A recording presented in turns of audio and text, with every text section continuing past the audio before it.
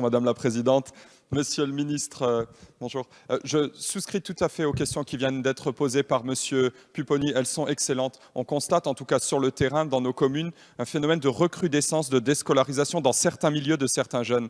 Et on souffre de ne pas citer les maux de notre société. Et ça se fait souvent dans le cadre d'une radicalisation avancée des parents parce qu'ils considèrent que les enseignements de la République ne sont pas en adéquation avec les valeurs qu'ils prônent et qu'ils essayent de faire prospérer de manière prosélyte, mais qui sont très dangereuses, surtout inculquées à nos enfants. Et moi, la question que je voulais vous poser, Monsieur le ministre, c'est au-delà du contrôle des aspects pédagogiques que vous avez mentionnés et qui se font plutôt régulièrement, j'ai envie de dire, dans quelle manière on peut contrôler que l'adhésion aux valeurs communes de notre République française se fasse dans de bonnes conditions quand les enfants sont déscolarisés. Au-delà de ça, effectivement, il serait très intéressant de répondre aux questions statistiques et géographiques de M. Pupponi pour savoir dans quel quartier, dans quel milieu se passe cette recrudescence des déscolarisations. Merci.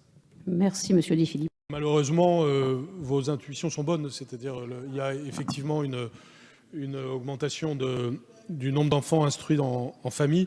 On est passé en 2007, 13 547 à 2015, 24 878.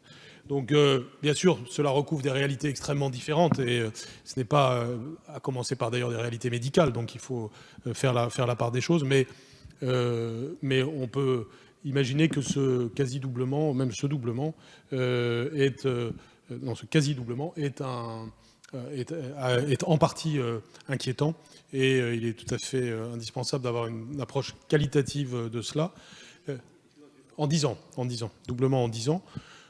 Donc c'est donc en effet un sujet, et je pense que, enfin, j'accueille avec beaucoup de faveur votre initiative d'une mission flash, et cela va renforcer le travail organisationnel dont je parle depuis hier, c'est-à-dire le fait que les rectorats vont être plus organisés, plus structurés pour travailler sur ces questions.